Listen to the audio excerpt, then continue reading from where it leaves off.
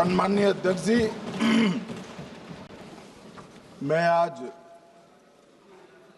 पहलगांव में निर्दोष यात्रियों की नृशंस हत्या पाकिस्तानी आतंकवादियों के द्वारा जो की गई और उसके जवाब में देश के प्रधानमंत्री जी ने दृढ़ इच्छा शक्ति का परिचय कराते हुए ऑपरेशन सिंदूर की सेना को परमिशन दी और हमारे वीर जवानों ने सटीकता बहादुरी के साथ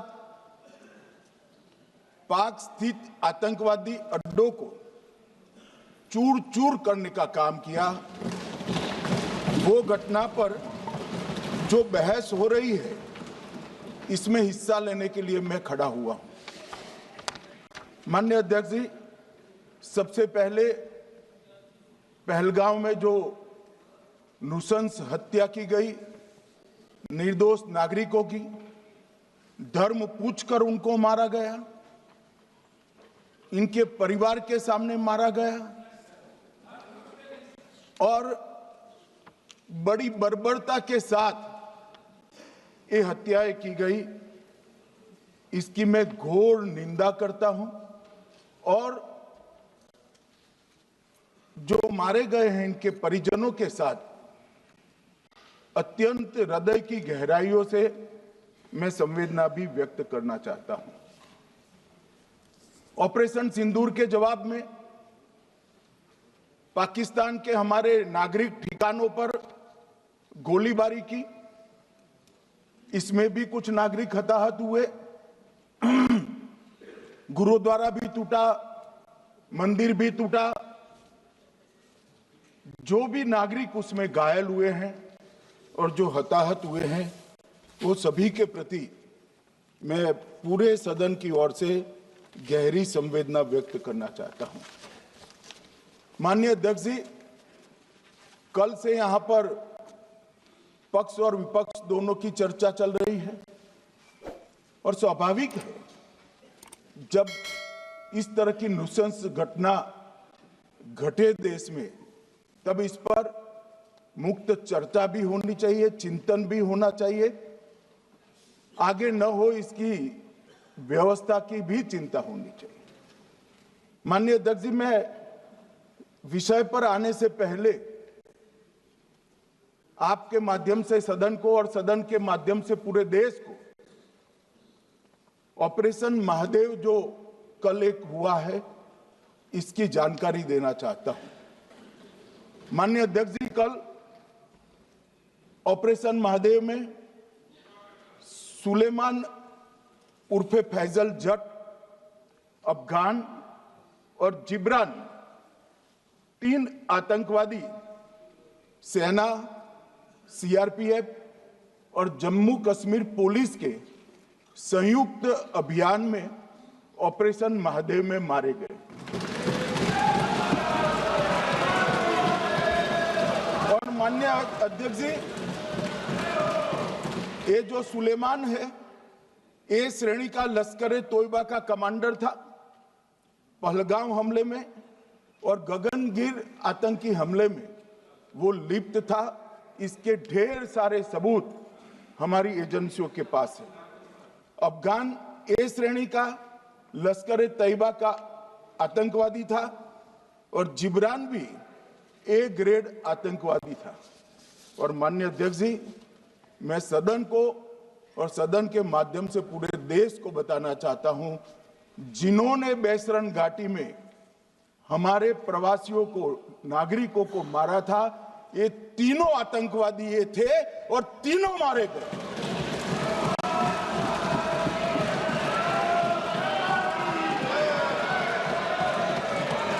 और मान्यवर,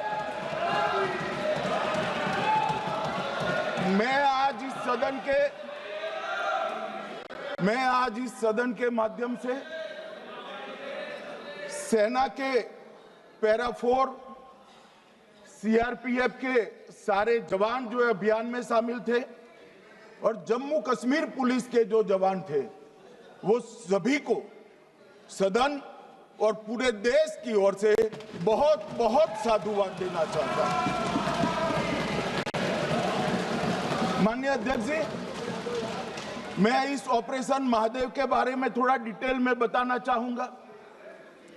ऑपरेशन महादेव की शुरुआत 22 मई 2025 को, एक प्रकार से तो जिस दिन हत्या हुई थी उसी दिन रात को 22 मई 2025 को हुई। जिस दिन हत्या हुई थी उसी दिन रात को एक सुरक्षा मीटिंग की गई थी जम्मू कश्मीर में। ये पूछ रहे थे, कोई गए नहीं, सिर्फ राहुल गांधी गए। अब आपकी आंख कौन से चश्मे से देख रही है मुझे मालूम नहीं। माननीय अध्यक्ष जी, 1 बजे हमला हुआ, मैं 5:30 बजे श्रीनगर में उतर चुका था। माननीय अध्यक्ष जी, अरे सुनो सुनो, मैं बताता हूँ ना 22 में, सुनो ना प्लीज, धैर्य रखकर सुनो, हमने आपको नहीं टोका है, सुनना पड़ेगा भाई, ऐसे नहीं चलेगा। माननीय अध्यक्ष जी, नहीं, पर बैठे बैठे मत बोलिए आप भी। माननीय अध्यक्ष जी, 23 अप्रैल को टिप्पणी मत करिए। एक सुरक्षा मीटिंग की गई। सभी सुरक्षा बल, सेना, CRPF, BSF, Jammu Kashmir police, और सबसे पहले उसमें निर्णय किया गया कि जो नृशंस हत्यारे हैं वो देश छोड़कर पाकिस्तान भाग न पाए, इसकी हमने पुख्ता व्यवस्था की और भागने नहीं दी। 22 मई को आईबी के पास एक ह्यूमन इंटेल आई और एक क्षेत्र के अंदर, दाची गांव क्षेत्र के अंदर आतंकवादियों की उपस्थिति की सूचना मिली। आईबी और सेना द्वारा दाचीकाम क्षेत्र में अल्ट्रा सिग्नल कैप्चर करने के लिए जो इंस्ट्रूमेंट हमारी एजेंसियों ने बनाए हैं, इसके द्वारा इस सूचना को पुख्ता करने के लिए मई से 22 जुलाई तक लगातार प्रयास किए गए। ठंड में ऊंचाइयों पर हमारे सेना के अधिकारी पैदल इनके सिग्नल प्राप्त करने के लिए घूमते रहे, आईबी के अफसर भी घूमते रहे, सीआरपीएफ भी घूमती रही, और मान्यवर 22 जुलाई को हमें सफलता मिली। सेंसर्स के माध्यम से आतंकवादी होने की पुष्टि मिल गई। तब 4 पैरा जो हमारी सेना का एक हिस्सा है, उसकी नेतृत्व में 4 पैरा के जवान, सीआरपीएफ के जवान और जम्मू कश्मीर पुलिस के जवान मान्यवर एक साथ ये आतंकवादियों को घेरने का काम किया। सेना, सीआरपीएफ, जम्मू कश्मीर पुलिस की मीटिंग भी की गई। जो 5 ह्यूमन एसेट्स थे उनको भी वहां भेजा गया, और कुल मिलाकर कल जो ऑपरेशन हुआ, इसमें हमारे निर्दोष नागरिकों को मारने वाले तीनों आतंकी मौत के घाट उतार दिए। मान्यवर, तीनों के नाम मैंने बताए हैं, सुलेमान उर्फे फैजल जट, अफगान और जिब्रान। मान्यवर, वो तो एक आशंका थी कि यही लोगों ने घटना की है, मगर मैं बाद में एनआईए की जांच पर आता हूं, एनआईए ने पहले से ही इनको, जिन्होंने आसरा लिया था, वो लोगों को गिरफ्तार कर रखा था। उनको खाना पहुंचाने वाले लोगों को अपने कब्जे में रखा था। तो जब आतंकवादियों के शव श्रीनगर आए, इनसे पहचान कराई गई। 4 लोगों ने पहचान लिया, यही 3 लोग थे जिन्होंने पहलगांव में आतंकी घटना को, मगर हमने इस पर भी भरोसा नहीं किया मान्यवर, कोई जल्दबाजी नहीं की। हमने जो आतंकी घटना स्थान से कारतूस मिले थे, वो कारतूस का एफएसएल रिपोर्ट पहले से कराकर रखा था, और चंडीगढ़ सेंट्रल एफएसएल के अंदर बैलिस्टिक रिपोर्ट के आधार पर उनका रिपोर्ट तैयार था। जब ये कल आतंकवादी मारे गए, इनकी 3 राइफलें पकड़ी गई। एक M9 अमेरिकन राइफल थी और 2 AK-47 राइफल थी। जो कारतूस मिले थे वो भी M9 और AK-47 के भी थे, मगर हमने इससे भी संतोष नहीं माना। ये राइफलों को एक विशिष्ट विमान के द्वारा कल रात को 12 बजे चंडीगढ़ पहुंचा गया और पूरी रात फायरिंग कर इसके भी खाली खोखे जनरेट किए गए। 2 खोखों का मिलान किया गया, राइफल की नाली और निकले हुए खोखों का भी मिलान हो गया। तब ये तय हो गया कि इन्हीं 3 राइफलों से हमारे निर्दोष नागरिक मारे गए। और मान्यवर, आज मैं सदन को बताते हुए बहुत खुश हूं। मोदी जी ने ऑपरेशन सिंदूर कर आतंकवादियों को जिन्होंने आतंकवादियों को भेजा था, उनके आकाओं को जमीन में मिलाने का काम किया था। सेना और CRPF ने वो आतंकवादियों को भी समाप्त कर दिया। और मान्यवर,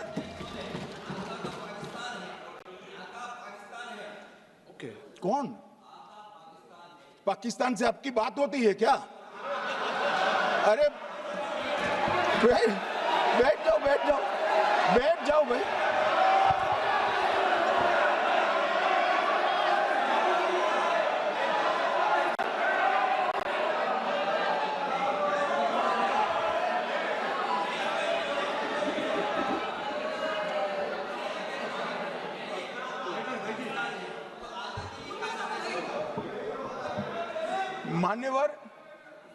मान्यवर, मैं बताता हूं कैसे इनके आका मारे गए, वो भी नाम के साथ बताता हूं, जगह के साथ बताता हूं, घंटे, मिनट और सेकंड के साथ बताता हूं। मान्यवर, मैं तो अपेक्षा करता था कि जब एक सूचना सुनेंगे पक्ष विपक्ष में खुशी की लहर दौड़ जाएगी, मगर ये स्याही पड़ गई इनके चेहरे। ये क्या है मान्यवर? किस तरह की पॉलिटिक्स? भाई, आतंकवादी मारे गए, आपको इसका भी आनंद नहीं है?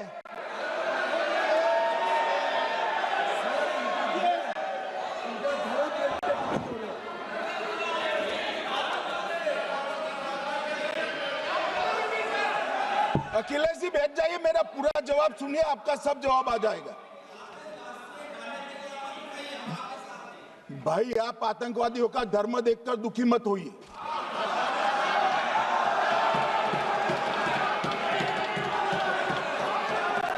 अखिलेश बैठ जाइए यार।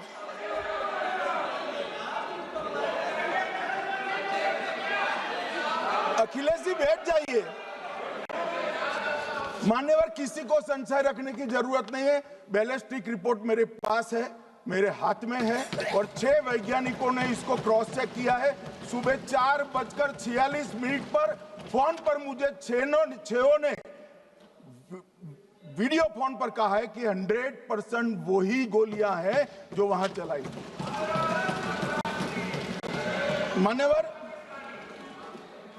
ये हमारे देश की सेना, CRPF और जम्मू कश्मीर पुलिस, ये तीनों का एक साझा बहुत बड़ा कामयाबी है, जिस पर 140 करोड़ को नाज होना चाहिए, देश की जनता को नाज। मान्यवर, मैं तो गया था वहां पर जब ये घटना हुई। दूसरे दिन इनके परिजनों को मिला था। 6 दिन की शादी वाली बच्ची विधवा होकर मेरे सामने खड़ी थी। आज तक मैं वो दृश्य नहीं भूल सकता। मगर आज सारे परिजनों को मैं कहना चाहता हूं कि मोदी जी ने ऑपरेशन सिंदूर से भेजने वालों को भी मारा और हमारे सुरक्षा बलों ने जिनको भेजा था उनको भी मारा और एक ऐसा सबक सिखाया है कि आने वाले कई दिनों तक कोई ऐसी हिम्मत नहीं कर पाएगा। मान्यवर, मैं थोड़ा NIA की जांच के बारे में भी बताना चाहूंगा। मान्यवर, जिस दिन लश्कर ए तोयबा ने और इसके आउटफिट TRF ने इसकी जिम्मेदारी ली। उसी दिन हमने तय कर लिया था कि ये जांच NIA को सौंप दी जाएगी, क्योंकि NIA आतंकवाद के केसों की जांच के लिए, वैज्ञानिक तरीके से जांच करने के लिए और सजा कराने के लिए महारत हासिल की हुई विश्व मान्य एजेंसी है, जिसका सजा कराने का दर 96% से ज्यादा है। मान्यवर, हमने तुरंत ही इसकी जांच NIA को दे दी। हमने पूरी व्यवस्था की। सेना, BSF, CRPF और जम्मू कश्मीर पुलिस ने कि ये लोग देश छोड़कर भाग न जाए। और मान्यवर, इसकी जांच की शुरुआत हुई। एक थकाने वाली बहुत लंबी जांच हुई है। जांच के दौरान मृतक के परिजन जो साथ में थे, उनको सभी को चर्चा किए गया। पर्यटकों, खच्चर वालों, पोनी वालों, फोटोग्राफर, कर्मचारियों, विभिन्न दुकान में काम करने वाले लोगों, कुल मिलाकर 1055 लोगों की लंबी 3000 घंटे से ज्यादा पूछताछ इंफॉर्मेशन के लिए की गई और इस सबको वीडियो पर रिकॉर्ड कर दिया गया। और बाद में इसके आधार पर स्केच बनाया गया और ढूंढते 22/6/25 को एक बशीर की पहचान की गई और परवेज की पहचान की गई, जिन्होंने आतंकवादी घटना के अगले दिन आतंकवादियों को शरण दी थी। उनको अपने ढोक में रखा था। वो दोनों को गिरफ्तार कर लिया गया। अब वो हमारी कस्टडी में है। दोनों गिरफ्तार अपराधियों ने खुलासा किया कि 21/4/25 की रात को 8 बजे 3 आतंकवादी बेसरन से लगभग 2 किलोमीटर दूर स्थित परवेज ढोक में आए थे। आतंकवादियों के पास AK-47 और M9 कार्बाइन थी। जो 2 आतंकवादियों ने काली पोशाक पहनी थी और एक ने छद्म वेश किया था। खाना खाया, चाय पी और ढोक से निकलते वक्त कुछ खाना, नमक, मिर्च और मसाले लेकर वो चले गए। मान्यवर, उस वक्त हमने जिन खोखो को रिकवर किया था, इसको हमने चंडीगढ़ FSL में टेस्टिंग के लिए भेज दिया। और जब चंडीगढ़ FSL में टेस्टिंग के लिए भेजा गया तो वही राइफल से एप्को आतंकी हमला हुआ था, वो भी निश्चित हुआ। तो आज इसके साथ साथ दूसरे एप्को आतंकी हत्या को अंजाम देने वाले आतंकियों का भी इसके साथ ही समाप्ति हुई है, उनको मार दिया गया है। मान्यवर, और इसके बाद में स्केच बनाया गया। गिरफ्तार किए गए दोनों आरोपियों की माता जो थी, इन्होंने ये तीनों आतंकियों के मृतदेहों को पहचान लिया है। दोनों आतंकवादी घटना में साथ लेने वाले उनके साथियों ने भी पहचान लिया है। और अब उसकी FSL की पुष्टि भी आज सुबह 4 बजे हो गई थी। अब मैं जांच का पूरा ब्यौरा बताना चाहता हूं। मान्यवर, ये हमले में 3 पाकिस्तानी आतंकवादी थे। हमले में 2 AK-47 और 1 M9 कार्बाइन का प्रयोग किया गया था। और अब जो पकड़े गए हैं, इसके सुलेमान के कारण एप्को का मामला भी आज रिजॉल्व हो रहा है और आतंकवादियों को पनाह देने वाले 2 स्थानीय लोगों को भी इस केस में पकड़ लिया गया है। अब मान्यवर, कल पूछते थे कहां से आए, कहां गए, किसकी जिम्मेदारी है। भाई, जिम्मेदारी हमारी ही है। हम सरकार में हैं, हमारी ही जिम्मेदारी है। मगर मैं पूछता हूं, जब आप सरकार में थे तब क्या क्या हुआ था, इसकी जिम्मेदारी किसकी थी और क्यों निर्वहन नहीं किया, वो भी बाद में पूछूंगा। जरा धीरज से सुनना। मगर मान्यवर, मुझे एक बड़ा दुख हुआ। कल इस देश के पूर्व गृह मंत्री चिदंबरम जी ने सवाल उठाया कि क्या प्रूफ है कि ये आतंकवादी पाकिस्तान से आए। और मान्यवर कब उठाया? जब संसद में चर्चा होने वाली थी। क्या कहना चाहते हैं चिदंबरम साहब? किसको बचाना चाहते हैं? पाकिस्तान को बचाकर आपको क्या मिलेगा? वो ये कह रहे हैं कि और क्या है? मत जवाब दो।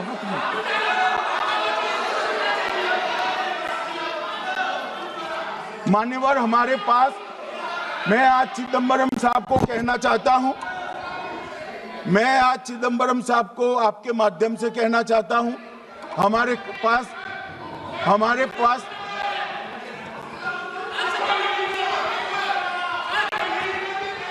मान्यवर हमारे पास प्रूफ है, वो भी मैं सदन के सामने रखना चाहता हूं कि तीनों पाकिस्तानी थे। 3 में से 2 के पाकिस्तान के वोटर नंबर भी आज हमारे पास उपलब्ध है। मान्यवर ये राइफलें हैं, ये राइफलें भी हमारे पास उपलब्ध है। इनके पास से जो चॉकलेटें मिली हैं, वो चॉकलेटें ढोक में से मिली, वो भी पाकिस्तान की बनाई हुई चॉकलेट है।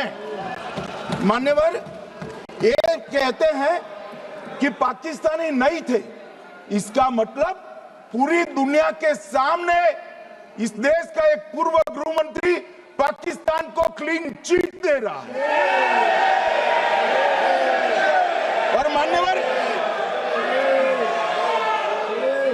और मान्यवर वो पाकिस्तानी आतंकवादी नहीं थे, ऐसा बोलकर श्री चिदंबरम अगर पाकिस्तानी आतंकवादी नहीं थे तो पाकिस्तान पर हमला क्यों किया, वो भी सवाल खड़ा कर रहे हैं। मान्यवर आज पूरी दुनिया ने हमारे संसद सदस्य गए थे, स्वीकारा था कि हमला पाकिस्तान ने किया है। और इस देश का गृह मंत्री जो कांग्रेस पार्टी से आता है, वो कहता है कि क्या सबूत है? अरे मुझसे मांगते, मैं दे देता। टीवी से मांगते हैं, पूरी दुनिया के सामने उजागर करते हैं, शख्स सुबह खड़ा करते हैं। पाकिस्तान को बचाने का इनका ये षड्यंत्र आज 130 करोड़ लोग जान रहे हैं। बच नहीं पाओगे आप लोग, बच नहीं पाओगे। मान्यवर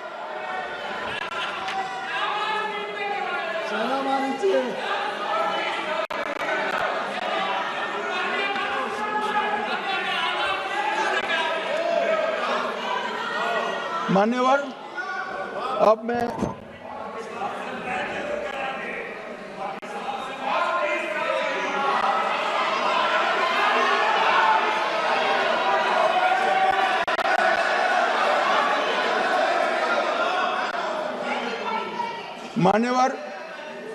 अब मैं पहलगांव आतंकी हमला और ऑपरेशन सिंदूर,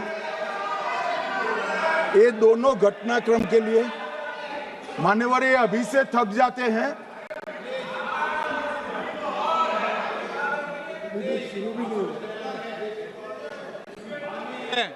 प्लीज बैठिए।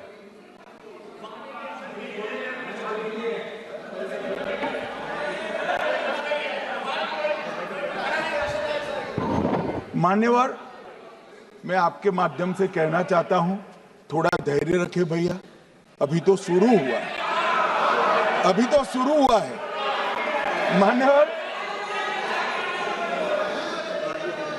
मैं पहलगांव आतंकी हमला और ऑपरेशन सिंदूर के बारे में पूरा घटनाक्रम बताना चाहता हूं। कल ढेर सारे सवाल उठाए। वैसे तो मुझे लगता था कि कल रक्षा मंत्री जी के भाषण के बाद शायद कांग्रेस पार्टी सपोर्ट में भाषण देना शुरू करेगी और अगर थोड़ी बहुत जनता की इच्छा की परख होती तो वो ही करते, मगर नहीं करा। क्योंकि रक्षा मंत्री जी ने बहुत बारीकी से ऑपरेशन सिंदूर की सफलता, इसकी जरूरियात, इसकी प्रासंगिकता और इसके परिणाम, इसके बारे में बहुत अच्छे तरीके से सदन के माध्यम से पूरी देश की जनता के सामने रखा जाए। मगर फिर भी उन्होंने बहुत सारे सवाल किए। अब सवाल किए हैं तो मुझे जवाब देना भी पड़ेगा, उनको सुनना भी पड़ेगा। मान्यवर, मैं पूरा घटनाक्रम बताना चाहता हूं। मान्यवर, 22 अप्रैल को पहलगांव में आतंकवादी हमला हुआ। इसमें 26 लोग मारे गए, 25 भारतीय और 1 नेपाली नागरिक। हमने उसी वक्त मैं श्रीनगर जाने के लिए निकल गया। रात को ही सुरक्षा बलों की मीटिंग कर ये भाग न पाए इसकी व्यवस्था की। माननीय मोदी जी ने 23 और 30 अप्रैल को सीसीएस की मीटिंग चेयर की। ये कह रहे हैं, मैं आज बताना चाहता हूं कि सीसीएस की 23 अप्रैल की मीटिंग में क्या हुआ। सबसे पहला कांग्रेस पार्टी का ब्लंडर था सिंधु जल संधि, इसको स्थगित करने का काम नरेंद्र मोदी जी ने। हमने अटारी के माध्यम से एकीकृत जांच चौकी जो चलती थी उसको बंद कर दिया। पाकिस्तानी नागरिकों के सार्क वीजा को सस्पेंड कर सभी को वापस पाकिस्तान भेजने का काम किया। पाकिस्तान स्थित उच्चायोग में रक्षा, सैन्य, नौसेना के सलाहकारों को अवांछनीय व्यक्ति घोषित किया। संख्या को 55 से घटाकर 30 किया और सीसीएस ने ये संकल्प लिया कि जहां पर भी ये आतंकवादी छुपे हैं उनको और उनकी ट्रेनिंग करने वाले अड्डों को सेना, पुलिस, सीआरपीएफ, बीएसएफ उचित जवाब देगी। मान्यवर, जिस तारीख को ये हुआ उसी दिन ये निर्णय हो चुका। मान्यवर, इसके बाद में कल गोगाई जी कहते थे मोदी जी 24 को पहलगाम जाने की जगह बिहार गए। सुनो यार। मान्यवर, मोदी जी जब ये पहलगाम घटना हुई यहां नहीं थे, विदेश में थे। आने के बाद तुरंत सीसीएस बैठक की और मोदी जी जिस दिन बिहार गए उस दिन पहलगाम में कुछ नहीं, कोई नहीं था, सिर्फ राहुल गांधी थे। सारे लोग चले गए थे, सारे लोग वहां से अपने अपने ठिकाने पर चले गए थे। मगर इन्होंने एक बात कही, उस पर मेरी आपत्ति है। मान्यवर, उन्होंने कहा 24 अप्रैल को चुनावी भाषण किया। मान्यवर, देश का नेतृत्व करने वाले देश के प्रधानमंत्री की फर्ज होती है कि देश की संप्रभुता पर, देश के नागरिकों पर अगर ऐसा जघन्य हमला होता है तो जनता की भावनाओं के अनुरूप जवाब देना चाहिए। मान्यवर, मैं आज आपकी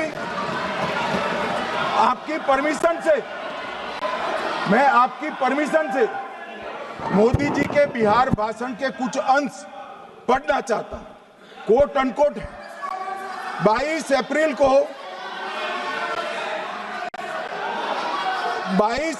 को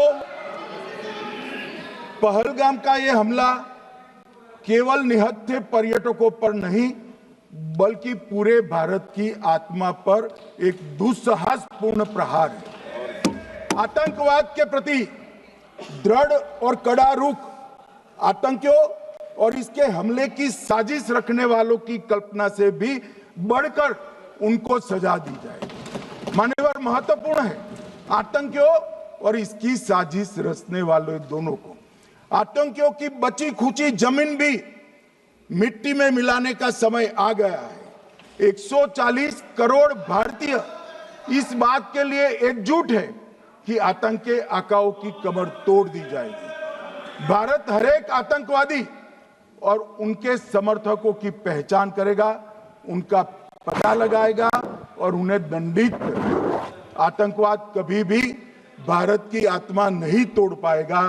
न्याय सुनिश्चित करने का मैं हर संभव प्रयास करूंगा। अनकोट। अब इसमें किसी को चुनावी भाषण दिखाई पड़ता है तो उसकी समझ शक्ति पर बहुत सारे सवालिया निशान लग जाते हैं। ये चुनावी भाषण नहीं है। आतंकवाद के खिलाफ लड़ने का 140 करोड़ भारतीयों का प्रतिघोष है जो मोदी जी ने वहां दिया। इनको चुनावी भाषण दिखाई पड़ता है, जैसे चश्मे होते हैं ऐसी ही दृष्टि होती है। मान्यवर, इसके बाद 30 अप्रैल को मान्यवर 30 अप्रैल को सीसीएस की बैठक हुई, पहले 23 को हुई थी। उसमें सशस्त्र बलों को पूर्ण ऑपरेशन की फ्रीडम दे दी गई। प्रधानमंत्री मोदी जी ने सीसीएस की उपस्थिति में रक्षा मंत्री, एनएसए और सेनाओं के प्रमुख के साथ बैठकर पूर्ण ऑपरेशनल फ्रीडम देने का काम किया और इसके बाद ये ऑपरेशन सिंदूर हुआ। मान्यवर, ऑपरेशन सिंदूर 7 मई को रात को 1:04 से 1:24 तक चला। उसमें पाकिस्तान के 9 आतंकी ठिकानों को ध्वस्त कर दिया और पूरी दुनिया ने इसके दृश्य देखे। साहब, इससे बड़ा संयमित हमला नहीं हो सकता। आजकल दुनिया में युद्ध चल रहे हैं, हम देख रहे हैं, बच्चे मर रहे हैं, महिलाएं मर रही, निर्दोष मर रहे। हमने 9 आतंकी अड्डों को समाप्त किया, परंतु एक भी सिविलियन नहीं मारा गया, केवल और केवल आतंकी मारे। स्थान थे मरकज सुभान अल्लाह बहावलपुर, मरकज तैयबा मुरीद के, महमूना जाया कैंप सियालकोट, अरे नाम सुनो काम में आएंगे, सरजाल camp Sialkot, Sawai Nala camp Muzaffarabad, Syedna Bilal camp Muzaffarabad, Gulpur camp Kotli, Barnala camp Bhimber और अब्बास कैंप कोटली। मान्यवर, सर्जिकल स्ट्राइक और एयर स्ट्राइक में हमने पाक ऑक्यूपाई कश्मीर में ही हमला किया, एक प्रकार से भारत के हिस्से पर ही हमला किया। पाक ऑक्यूपाई कश्मीर हमारा ही, तो हमने तो हमारे हिस्से में हमला किया।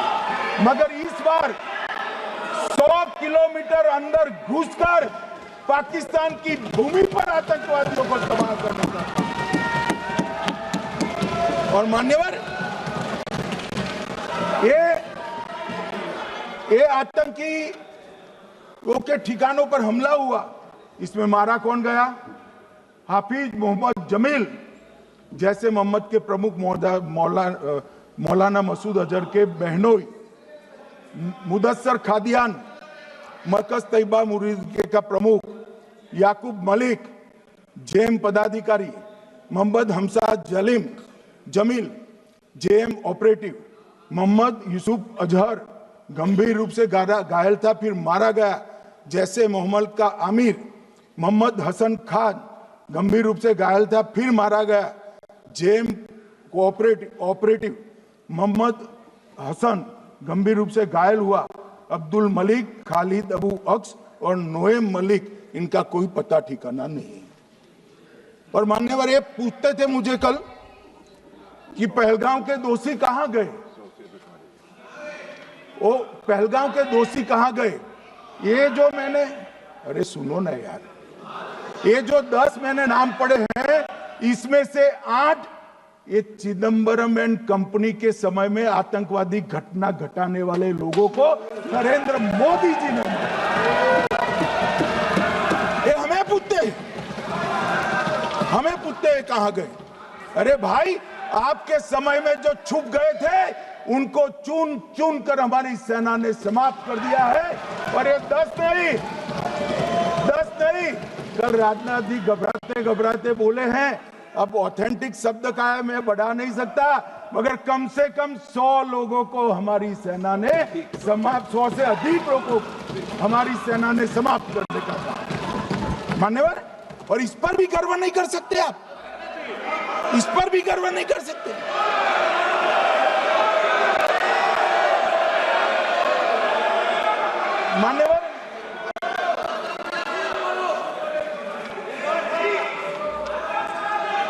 मान्यवर 7 मई को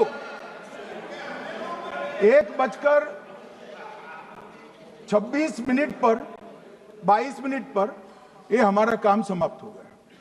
हमारे डीजीएमओ ने उनके डीजीएमओ को बता दिया कि भाई हमने आतंकवादी हमलों पर स्थानों पर सिर्फ हमला किया है, इनके हेडक्वार्टर पर हमला किया है, जो हमारा आत्मरक्षा का अधिकार है। पूरी दुनिया इसको एक्नॉलेज करती है। ऐसा नहीं हो सकता है मनमोहन सिंह के समय की तरह कि वो आकर मारेंगे और हम चुपचाप बैठे रहेंगे और जाकर चर्चा करेंगे। ये नरेंद्र मोदी सरकार, ऐसा नहीं हो सकता। डोजियर भेजते रहेंगे। मान्यवर, उरी में हमला हुआ, हमने सर्जिकल स्ट्राइक किया। पहलगाम में हमला हुआ, एयर स्ट्राइक करा, और पुलवामा में हुआ, एयर स्ट्राइक करा, और पहलगाम में हमला किया। 100 किलोमीटर अंदर जाकर 9 अड्डों और 100 से ज्यादा आतंकवादी को समाप्त।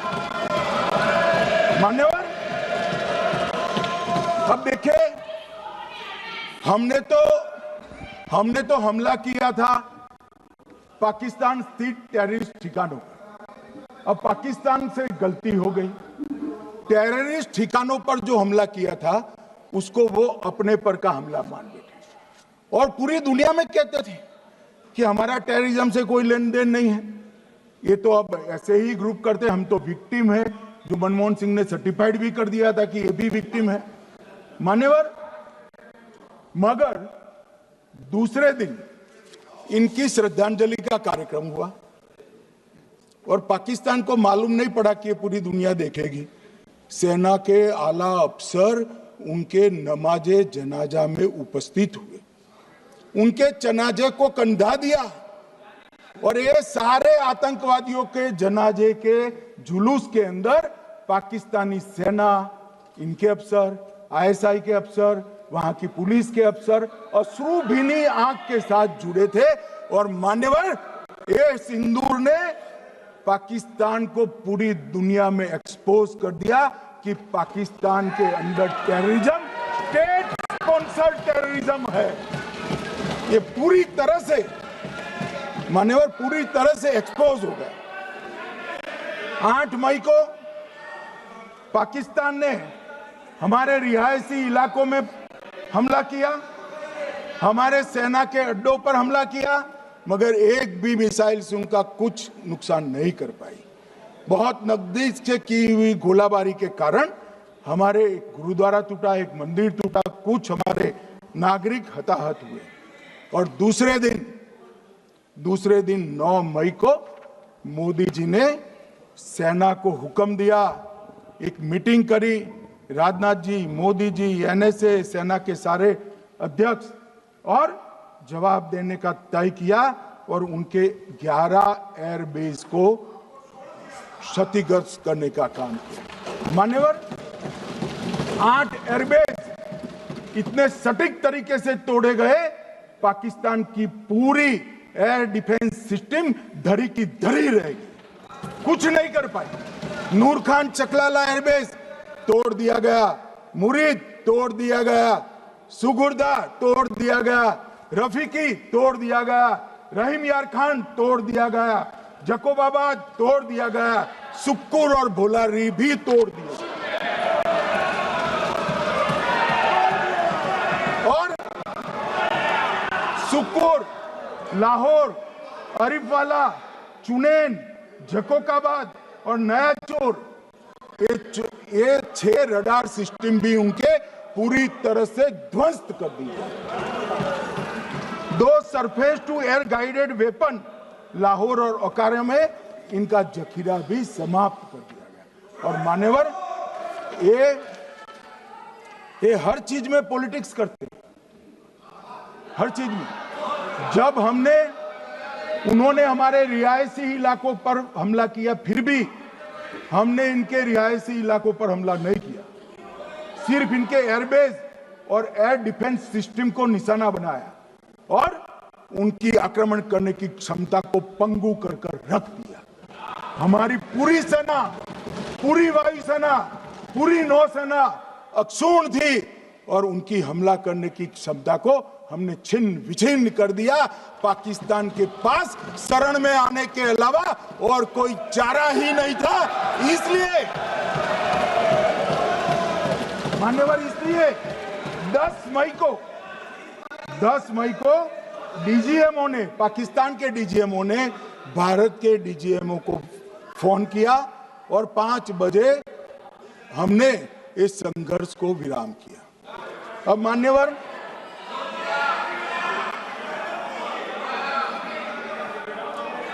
ये लोग कल सवाल उठा रहे थे कि इतनी अच्छी पोजीशन में थे, आपने युद्ध क्यों नहीं किया? युद्ध के कई परिणाम होते हैं मान्यवर, करना न करना वो सोचकर करना पड़ता है। मगर मैं इसी देश के इतिहास से कुछ घटनाएं बताना चाहता हूं। 1948 में मान्यवर, कश्मीर में हमारी सेनाएं निर्णायक बढ़त पर थी। सरदार पटेल ना बोलते रहे, जवाहरलाल नेहरू जी ने एक तरफा युद्ध विराम कर दिया। और मान्यवर, मैं बड़ी जिम्मेदारी के साथ कहता हूं, मैं इतिहास का विद्यार्थी हूं। पाक ऑक्यूपाई कश्मीर का अगर अस्तित्व है तो जवाहरलाल नेहरू जी की ये युद्ध विराम के कारण है। इसका जिम्मेदार जवाहरलाल नेहरू है। मान्यवर, 1960 में सरदार पटेल ने विरोध किया था, गाड़ी लेकर आकाशवाणी तक गए थे, घोषणा न करते दरवाजे बंद कर दिए थे। मान्यवर, 1960 में सिंधु जल पर भौगोलिक व रणनीतिक रूप से हम बड़े मजबूत थे और उन्होंने सिंधु समझौता क्या किया? 80% भारत का पानी पाकिस्तान को दे दिया। मान्यवर, 62 के लड़ाई की बात मैं बाद में करता हूं। 65 की लड़ाई में हाजीपीर जैसे स्ट्रेटेजिक जगह पर हमने कब्जा किया था। 66 में उसको लौटा दिया गया। मैं 71 के युद्ध की भी बात करना चाहता हूं। मान्यवर, 71 में कल राजनाथ जी ने भी बताया, पूरे देश ने इंदिरा जी का समर्थन किया। उन्होंने पाकिस्तान के 2 टुकड़े कर दिए। बहुत बड़ी विजय थी भारत की और सदियों तक भारत इस विजय पर गर्व करेगा। हम सब भी करते हैं, हमें कोई आपत्ति नहीं। मगर हुआ क्या मान्यवर? युद्ध की विजय की चकाचौंध में क्या हुआ? 93 हजार युद्ध बंदी हमारे पास था, 93 हजार, और 15,000 वर्ग किलोमीटर क्षेत्र पाकिस्तान का हमारे पास था। 93 हजार युद्ध बंदी, उस वक्त की पाकिस्तान की सेना का 42% और 15,000 वर्ग किलोमीटर क्षेत्र। मगर शिमला में समझौता हुआ, पाक ऑक्यूपाई कश्मीर मांगना ही भूल गए। अगर उस वक्त पाक ऑक्यूपाई कश्मीर मांग लेते, न रहेगा बांस, न बजती बांसुरी। ये कैंप तोड़ने की जरूरत न पड़ती साहब आपको, हमको। मान्यवर, इतना ही नहीं, पाक ऑक्यूपाई कश्मीर तो नहीं लिया, मांगना ही भूल गए। 15,000 वर्ग किलोमीटर की जीती हुई भूमि भी वापस दे दी। तय हुआ था पाकिस्तानी नरसंहार के लिए युद्ध अपराध न्यायाधिकरण बनेगा, नहीं बना। सेना ने पूर्वी पाकिस्तान में नरसंहार किया था। 195 पाकिस्तानी अधिकारियों पर मुकदमा चलना था। भुट्टो अपने साथ इंदिरा जी के सामने से छुड़ा कर ले गए। जनरल मानेक शॉ का एक कोट अनकोट कहता हूं, जनरल मानेक शॉ का, जो एक प्रकार से आर्किटेक्ट माने जाते हैं बांग्लादेश विजय के, इन्होंने कहा कि भुट्टो ने भारत के नेतृत्व को मूर्ख बनाया। अब जो शब्द है, मैं आप कोट अनकोट है, इसमें मेरा कुछ नहीं है, ये लोग गुस्सा न हो सकते। I told her into bracket Indira Gandhi, Indira ji को कहा, that he into bracket Bhutto के लिए, he has made monkey out of you. समझ में आता है? ये फील्ड मार्शल साहब ने कहा है, मान्यवर। और ये हमें सिखा रहे हैं, ये नहीं किया, वो नहीं किया, फलाना नहीं किया, ठिकाना नहीं किया। अरे भाई, आप तो पाकिस्तान को क्लीन चिट दे रहे हो कि पाकिस्तान ने हमला ही नहीं किया है। क्या अधिकार है आपको पूछने का? कोई अधिकार नहीं है साहब। देखिए क्या होता है। मैंने कहा पाकिस्तान को क्लीन चिट दे रहे हो, तो कनी मोदी जी कह रही है कि नहीं, हम नहीं दे रहे हैं। कनी मोदी जी, माननीय अध्यक्ष जी, आपके माध्यम से मैं कनी मोदी को बताना चाहता हूं, माननीय सदस्य जी को, कि वो कह रही है हमने नहीं दिया, मगर जिसके साथ बैठते हो उसका दोस्त तो आपके सर पर आएगा ना। चिदंबरम जी कर रहे हैं, आपके राज्य से है, कांग्रेस के प्रमुख नेता है। देश के पूर्व गृह मंत्री कह रहे हैं कि पाकिस्तान ने आतंकवादी नहीं भेजे थे। क्या क्लीन चिट देना चाहते? किसी को अधिकार नहीं है साहब यहां आतंकवाद पर बोलने का, किसी को अधिकार नहीं। मान्यवर, मैं अब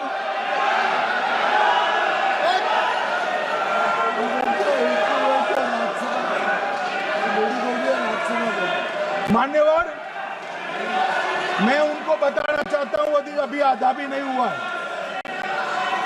जरा सुनो।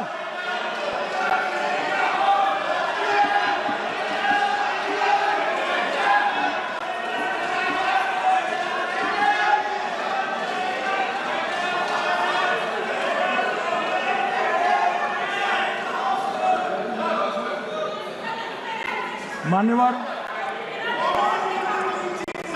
62 के चिन्ह में क्या हुआ, 62 के युद्ध में क्या हुआ? मान्य, ये अभी कल कुछ कांग्रेस के सदस्य चीन का सवाल पूछ रहे थे। मैं आज पूछना चाहता हूं, 62 के युद्ध में क्या हुआ?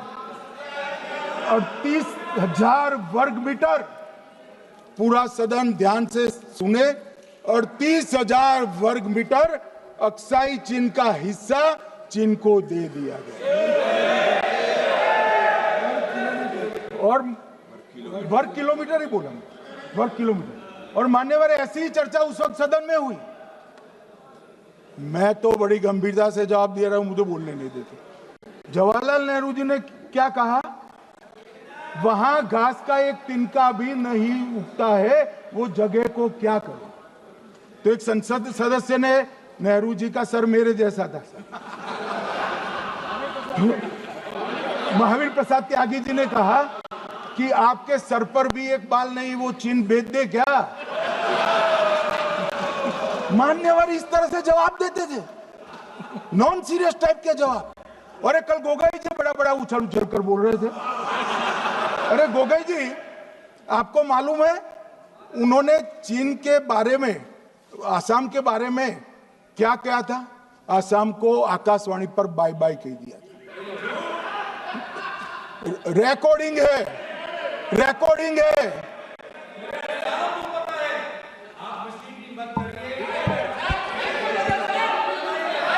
मान्यवर, मैं भी सहमत हूं, मैं भी सहमत हूं, पूरे आसाम को पता है। मान्यवर,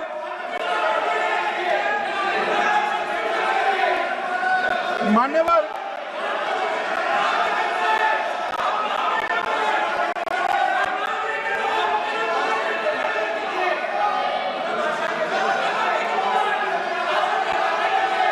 मान्यवर, मुझे मालूम है पूरे आसाम को पता है, इसीलिए तो वो विरोध पक्ष में बैठे हैं वहां पर आसाम में। पूरे आसाम को पता है। और मान्यवर,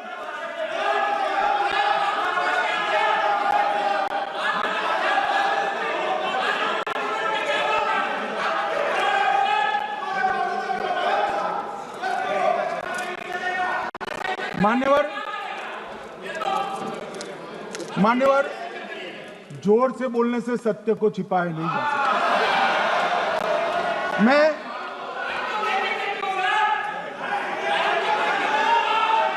मान्यवर, मैं selected words of Jawaharlal Nehru, series volume 29 पृष्ठ 231 पर से एक जवाहरलाल नेहरू जी के पत्र को कोट करना चाहता हूं।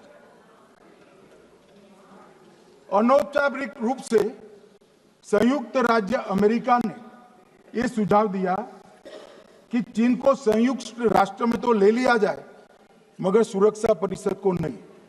सुरक्षा परिषद में भारत को लेना चाहिए। यह अमेरिका का प्रस्ताव था।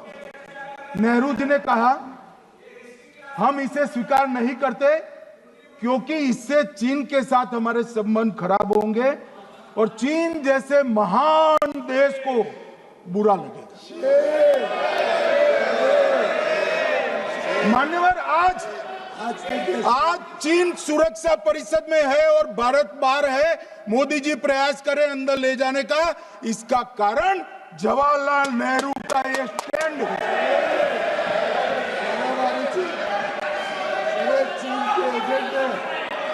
और मान्यवर, ये तो पीढ़ी दर पीढ़ी चलता आ रहा है। राजीव गांधी फाउंडेशन ने चीन के साथ एमओयू कर दिया। अब कहते नहीं है कि एमओयू में क्या था, ये तो बताओ भाई, क्या एमओयू किया था राजीव गांधी फाउंडेशन ने? और जब डोकलाम में हमारे सेना के जवान चीन की सेना के सामने आंख में आंख डालकर बैठे थे, वो चीन के राजदूत के साथ राहुल गांधी मीटिंग कर रहे थे। ये मान्यवर, ऐसा नहीं है। जवाहरलाल नेहरू, सोनिया गांधी, राहुल गांधी, तीन पीढ़ी तक के चीन का प्रेम उतरता जा रहा है। मान्यवर,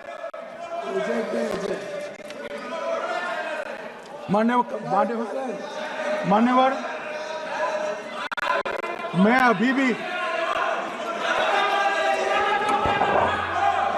अभी भी एक बात इस महान सदन के माध्यम से देश की जनता को कहना चाहता हूं, जो मेरी मान्यता है। ये सारी आतंकवाद की जड़ पाकिस्तान है और पाकिस्तान कांग्रेस पार्टी की भूल है। पार्टीशन स्वीकार न करते, पाकिस्तान कभी न होता।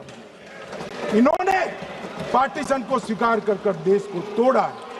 मान्यवर, कल विदेश मंत्री जी बता रहे थे शर्म शेख सम्मेलन का बलूचिस्तान ब्लंडर, जिसने पाकिस्तान को हमारे साथ चर्चा करने के लिए इक्वल फुटिंग पर ला दिया। मान्यवर, अब ये टेररिज्म की बात करते हैं। मैं इसमें भी पूरे देश की जनता को टेररिज्म की विगत 20 साल की स्थिति से अवगत कराना चाहता हूं। मान्यवर, अटल जी की सरकार थी। 2002 में टेररिज्म को समाप्त करने के लिए अटल जी की सरकार, एनडीए की सरकार, भाजपा सरकार पोटा का कानून लेकर आई। मान्यवर, मैं सदन को याद कराना चाहता हूं, पोटा कानून का विरोध किसने किया था? किसने किया? कांग्रेस पार्टी ने किया। हमारे पास बहुमत नहीं था राज्यसभा में। मजबूरन हमने कानून को गिर गया, मजबूरन संयुक्त सत्र बुलाना पड़ा और पोटा कानून संयुक्त सत्र में पारित हुआ। देश नहीं भूल सकता मान्यवर। और पोटा कानून को रोककर आज भी कांग्रेस पार्टी के नेता जब बोले तब कहे, पोटा कानून को रोककर किसको बताना चाहते थे आप? किसको बचाना चाहते थे? पोटा तो आतंकवादियों के खिलाफ था। पोटा को रोककर अपनी वोट बैंक का उल्लू सीधा करने के लिए आप आतंकवादियों को बचाना चाहते। और मान्यवर, 2004 में अटल जी की सरकार गई, मनमोहन सिंह, सोनिया गांधी की सरकार आई। आते ही पहला काम क्या किया मान्यवर? पहली ही कैबिनेट में पोटा कानून को रद्द कर दिया। मैं फिर से पूछता हूं, किसके फायदे के लिए कांग्रेस पार्टी ने पोटा कानून रद्द किया? जवाब दीजिए जरा यहां पर। और मान्यवर, इसके बाद क्या हुआ? 2004 के दिसंबर में पोटा कानून रद्द हुआ 2005 में अयोध्या में रामलल्ला के टेंट पर हमला हुआ, आतंकवादी मारे गए। मुंबई लोकल ट्रेन 2006-5 में रामलल्ला पर हमला, 6 में मुंबई ट्रेन में बम धमाके 187 लोग मारे गए। 2006 डोडा उधमपुर में हिंदुओं पर हमला, 34 लोग मारे गए। 2007 हैदराबाद 44 लोग मारे गए। 2007 यूपी लखनऊ वाराणसी 13 लोग मारे गए। रामपुर सीआरपीएफ कैंप वहां पर हमला हुआ 2008 में। 2008 में श्रीनगर के आर्मी के काफिले पर हमला हुआ, 10 सुरक्षा बल मारे गए। मुंबई आतंकी हमला 2008 में हुआ, 246 लोग मारे गए। जयपुर में 8 बम धमाके हुए, 64 लोग मारे गए। 2008 में अहमदाबाद में 21 बम धमाके हुए, 57 लोग मारे गए। दिल्ली में 2008 में 5 धमाके हुए, 22 लोग मारे गए। और पुणे की जर्मन बेकरी 17 लोग मारे गए। वाराणसी में 10 में धमाका हुआ, 11 में मुंबई में 3 धमाके हुए, 27 लोग मारे गए। अब मैं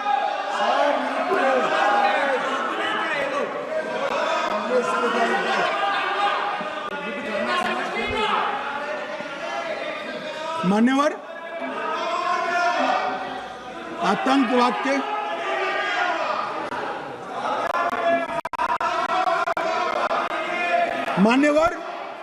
आतंकवाद के खिलाफ लड़ाई होती, कभी वो हमला करते हैं, मगर सवाल ये है कि इन्होंने 5 से 11 के बीच में 27 जघन्य हमले किए, 1000 के करीब लोग मारे गए। आपने क्या किया? क्या किया आपने? जवाब दीजिए, क्या किया? और मैं राहुल गांधी जी को चैलेंज देना चाहता हूं, इन्होंने इस आतंकवादी हमलों के खिलाफ उनकी सरकार ने जो कदम उठाए, यहां खड़े रहकर हिम्मत से बताए देश की जनता को। कुछ नहीं किया मान्यवर। ये यहां से आतंकवादियों की फोटो पाकिस्तान भेजते रहे, डोजियर भेजते रहे। और मान्यवर ये कहते हैं कि आपके समय में भी हमले हुए। मैं उनको अंतर समझाना चाहता हूं, वो देख नहीं पा रहे। मान्यवर, हमारे समय में जो भी आतंकवादी घटना हुई, पाक प्रेरित और कश्मीर सेंट्रिक हुई। देश के हिस्से में 2014 से 2025 तक एक भी घटना नहीं हुई है मान्यवर।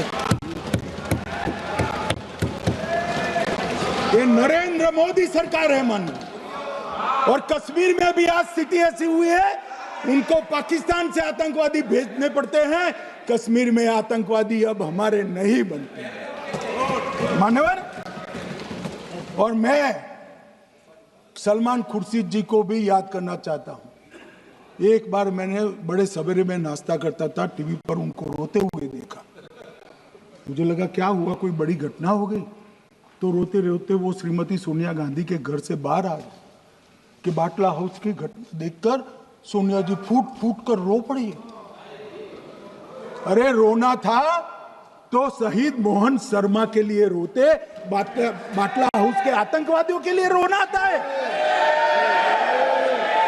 और मान्यवर ये हमें पूछते हैं कि आपने क्या किया। कोई अधिकार नहीं है पूछने का, कोई अधिकार नहीं है मान्यवर। और ये हमें पूछते थे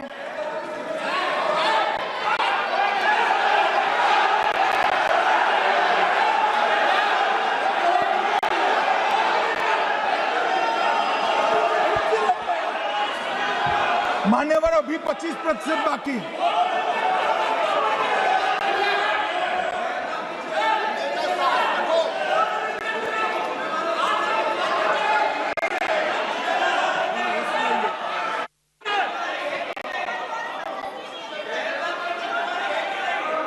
बैठिए, जवाब दे रहे हैं ना आपका, जवाब दे रहे हैं आपका।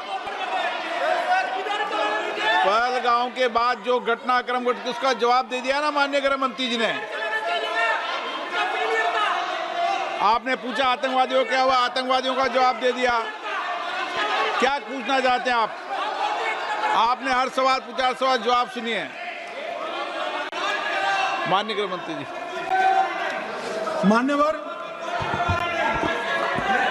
मान्यवर, इन लोगों को कल ऐसा था कि ये जो बेसरन के गुनहगार है वो पाकिस्तान भाग गए, तो बड़े आवाज से पूछते थे भाग गए भाग गए भाग गए, गृह मंत्री क्या करता है, जिम्मेदारी ले। हमारी तो सेना ने ठोक दिया, सीआरपीएफ ने ठोक दिया। मान्यवर, अब मेरा तो जवाब बनना ना देता है ना वो मांगना बनता है, मगर मैं उनको कुछ पूछना चाहता हूं।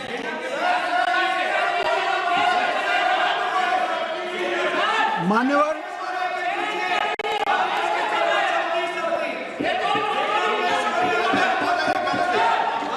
प्लीज, मारेगी तो सेना ही ना, सेना अब ऐसे भी मारेगी ना, तो वो भी ये कह रहे हैं सेना और सीआईएसएफ ने मारा।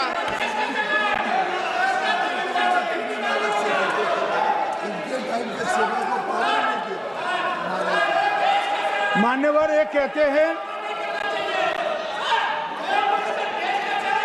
साहब इसको बिठाओ जरा।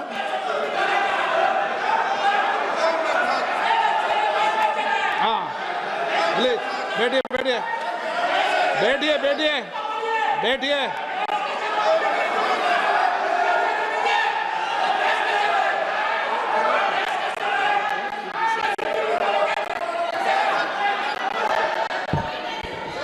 सबको मान्यवर, ये लोग मुद्दा उठाना चाहते हैं तो जरूर उठाए। मैं आज सुबह ही सलमान खुर्शीद जी का वो इंटरव्यू मेरे मोबाइल में रिजर्व कर आया हूं। आप जब भी कहोगे ये पूरे टीवी पर बताने के लिए मैं तैयार, सेव कर आया हूं। इनकी इच्छा है तो कल एक समय तय करिए, यहां बता दीजिए चारों टीवी में, और देश की जनता भी देख ले।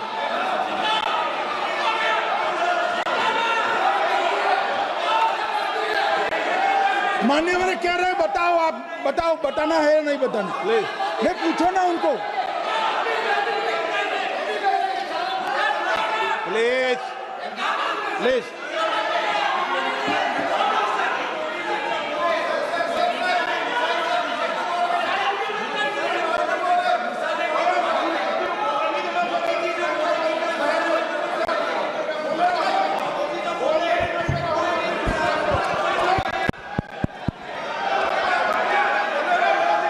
बिट्टू बैठ जाओ। मान्यवर, ये पूछ रहे थे कि क्यों भाग गए। अब मेरा समय काफी जाएगा, मैं जरा संक्षिप्त में कहता हूं, घटनाओं पर नहीं जाऊं। दाऊद इब्राहिम कासकर 1986 में भागा, श्री राजीव गांधी की सरकार। सैयद सलाउद्दीन 93 में भागा, कांग्रेस की सरकार। टाइगर मेमन 93 में भागा, कांग्रेस की सरकार। अनीस इब्राहिम कासकर 93 में भागा, इनकी सरकार।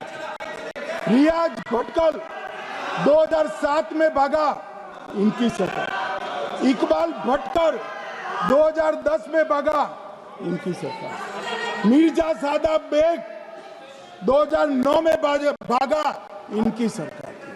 अब मान्यवर, मेरा तो जवाब मांग लिया, हमारे सुरक्षा बलों ने मेरा जवाब भी दे दिया, अब राहुल गांधी इसका जवाब दे।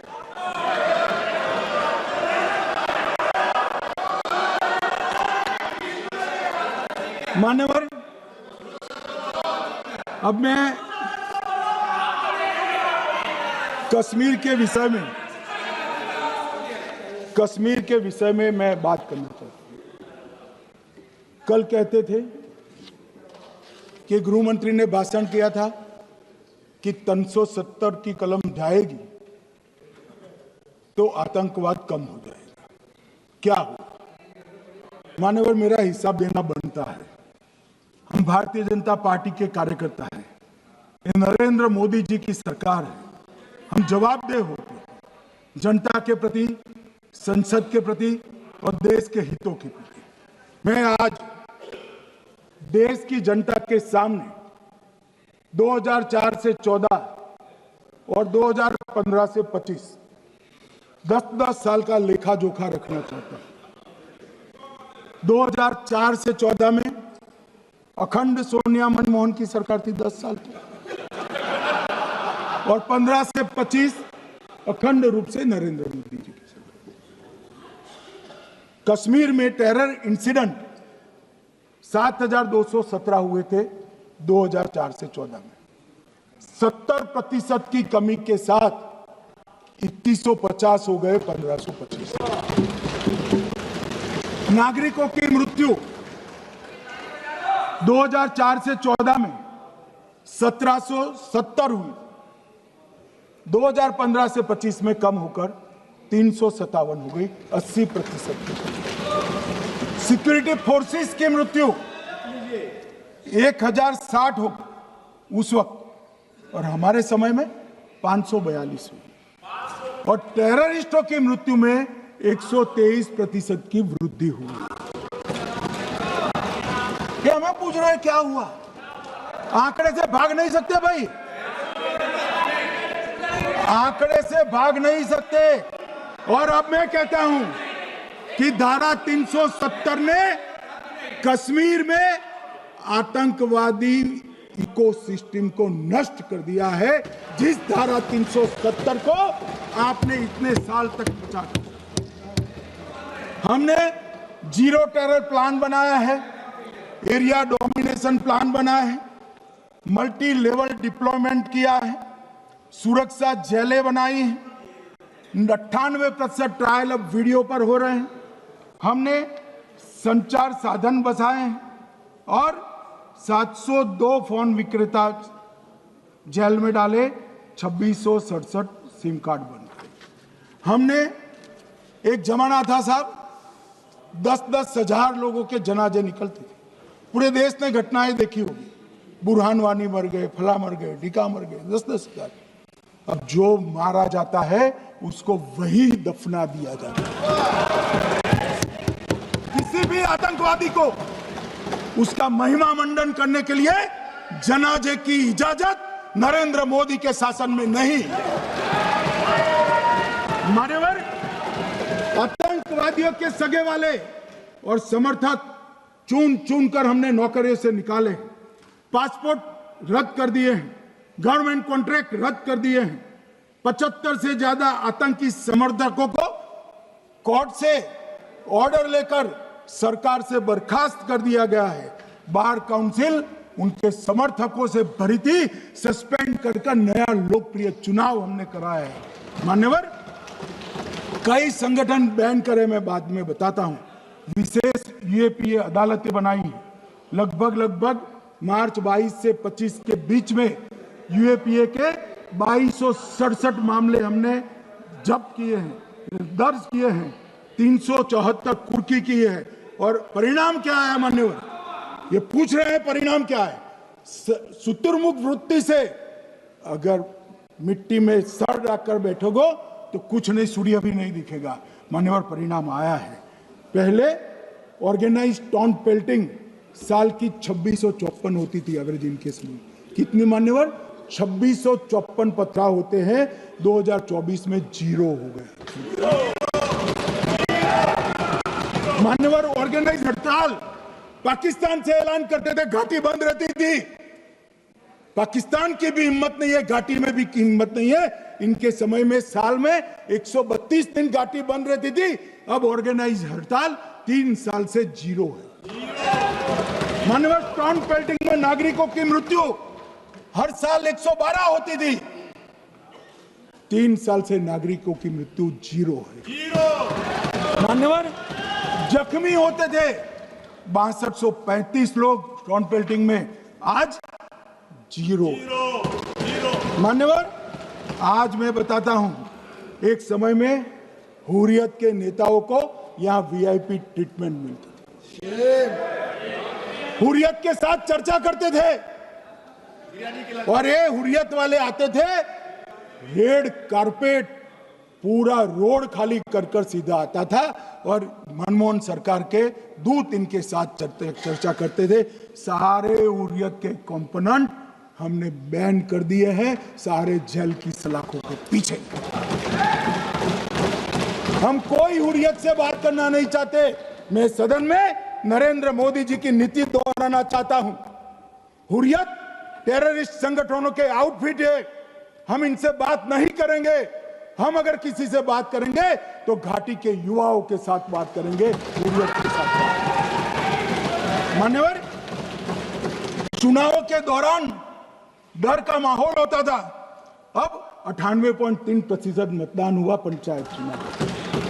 कांग्रेस की बंद बहिष्कार का समय बंद हो गया। सेपरेटिस्ट बात करना चाहते थे, अब वो नहीं कर सकते। और मान्यवर, 2019 के बाद हमने कितने संगठन बैन करे, मैं बोलना चाहता हूं, थोड़ा समय चाहिए मान्यवर। The TRF, people's anti fascist front, Tehreek ul Mujahideen, Jamaat ul Mujahideen Bangladesh Hindustan, Jammu Kashmir Ghaznavi force, Khalistan tiger force, Hizb ut Tahrir, जमाते इस्लामी, जो जमाते इस्लामी ने पूरे पाकिस्तान के अंदर एक प्रकार से अलगाववाद का जहर घोला, वो जमाते इस्लामी आज बंद कर दिया गया। Jammu Kashmir liberation front, Jammu Kashmir democratic freedom party, Muslim league Jammu Kashmir, Tehreek Hurriyat, Muslim conference Sumji गुट, Jammu Kashmir national front, Jammu Kashmir people's freedom league, Jammu Kashmir people's league, Jammu Kashmir Ittehadul Musalman Awami action committee, Sikh for justice और पॉपुलर फ्रंट ऑफ इंडिया को भी हमने बैन किया। और ये शांति ऐसे नहीं हुई है। और ये कहते हैं कि एक भी घुसपैठ नहीं होती है। कभी गए हो आप पाकिस्तान? तो कई बार गए हो गया, सीमा पर गए हो पाकिस्तान, तो कई बार गए हो। फिर से बोलता हूं, सीमा पर गए हो, सीमा के माध्यम से पाकिस्तान गए हो। हमारे जवानों की कठिनाई देखो साहब, -43 डिग्री में पहाड़ पर रहकर नदी नालों के बीच में चौकी करते हैं। कोई घुस गए तो क्या हुआ? कोई घुस गया, वो बचेगा नहीं। यहां हम उसको या तो अरेस्ट करेंगे या तो एनकाउंटर में वो मारा जाएगा, बचेगा कोई नहीं। इनको सीमा की भौगोलिक कठिनाइयां मालूम नहीं। वहां मान्यवर कई नदी नाले हैं, वेग से पानी आता है, -46 डिग्री टेम्परेचर है, नीचे सुरंगें बनाते हैं। और ये तो ऐसे कह रहे हैं घुस गए। अरे भाई, आपके मन में तो, आपके समय में तो घुसने की जरूरत ही नहीं थी। आप बुलाते थे वीजा देकर, क्यों घुसेंगे? घुसने की जरूरत ही, जैसे आप पाकिस्तान जाते हो वैसे वो यहां आते। मान्यवर, अब ये कैसे हमें पूछ सकते हो? मान्यवर,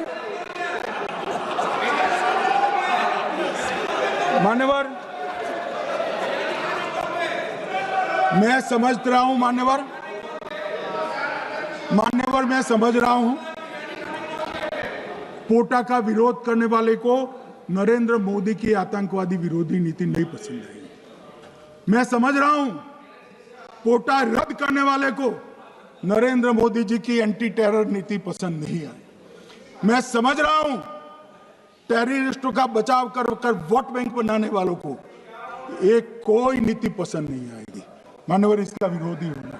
परंतु मैं आज एक बात यहाँ सदन के सामने आपके माध्यम से सदन को और दुनिया को बताना चाहता हूँ। मानवर, ये नरेंद्र मोदी सरकार है, टेररिज्म के खिलाफ हमारी जीरो टॉलरेंस की नीति है, ऑफर है और हम विजयी हो। और मान्यवर, मैं फिर से अंत में ऑपरेशन महादेव में जुड़े हुए सेना, CRPF और जम्मू कश्मीर पुलिस के सभी जवानों को 2 हाथ जोड़कर प्रणाम कर बहुत बहुत